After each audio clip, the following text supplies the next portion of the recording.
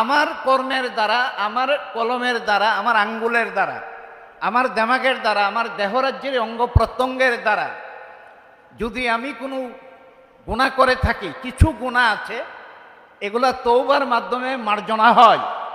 একটা গুনাহ কোনো ক্রমেই ক্ষমার যোগ্য নয়, নামটা কি? জোরে বলি, আরো জোরে। শিরক। মির্জা গালিবের একটা কথা শোনেন, বিশ্ববিখ্যাত সুফি কবি মির্জা গালিব, উনি লেখছেন শিরিক গুনাহটা কত জটিল এটা বুঝতে পারছি আমি সেদিন যেদিন দেখলাম আমার বউয়ে আরেক বেটার হাত ধরে ধরে হাঁটে।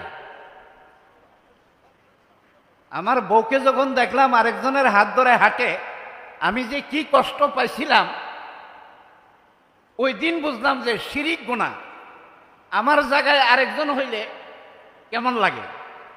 আল্লাহর জায়গায় যদি আরেক আল্লাহ তৈরি করে আল্লাহর ওই রকম একটা গুসা হয়।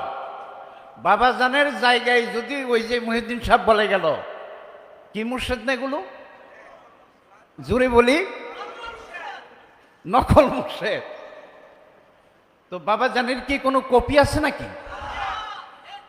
বাবাজানের জামা মোবারকের মতো আরেকটা জামা মোবারক পড়ছিল, দুনিয়ার কাউকে দেখছেন? আমি তো কোনো উদাহরণ আর খুঁজে পাই না, জামার তো উদাহরণ নাই। সম্মানিত ভাইয়েরা, বাবাজানের কোনো কপি নাই, বাবাজানের কোনো নকল নাই, বাবাজানের কোনো মেসাল হবে না, উদাহরণ হবে না। ওনার উদাহরণ উনি নিজেই, ওনার মেসাল উনি নিজেই। সুতরাং এটা মীমাংসিত বিষয়। বাবাজানের দরবারে কোনো পীর মুর্শেদ হবে, যদি হয় আপনারা কি দিবেন না? কে বলেছে? পাত্তা দিবেন না। হের বলা হে বললে যায়, ছাগলে কি না খায় আর পাগলে কি না কয়, পাগলে কি না কয় আর ছাগলে কি না খায়। পাত্তা দিবেন না। হের বকবকানি হের মুখে ধরাতে না করছে, কিন্তু এর মুখে টিপে ধরবেন না, গালাগালিও করবেন না, তবে আপনি পাত্তা দিয়েন না।